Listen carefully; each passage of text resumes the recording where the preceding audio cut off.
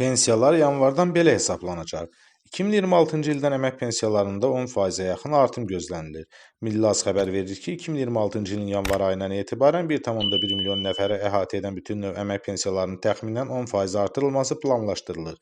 İqtisadçı Eldəniz Əmrovun sözlərinə görə pensiya artımı orta aylıq nominal əmək haqqının əvvəlki ilə nisbətən yüksəlməsi ilə bağlıdır. Hazırda orta aylıq əmək haqqı 9,7% artaraq 1093 manata çatıb.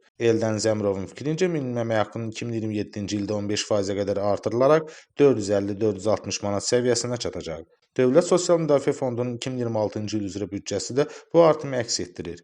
Fondun gələn il üçün gəlirləri 8,32 milyard manat, xərcləri isə 8,48 milyard manat proqnozlaşdırılır.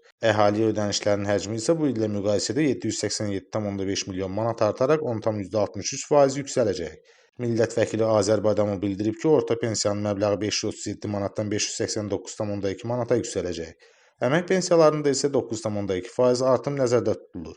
Qeyd edək ki, minimum pensiya məbləği bu il olduğu kimi gələn ildə 320 manat, minimum əmək haqqı isə 400 manat səviyyəsində qalacaq.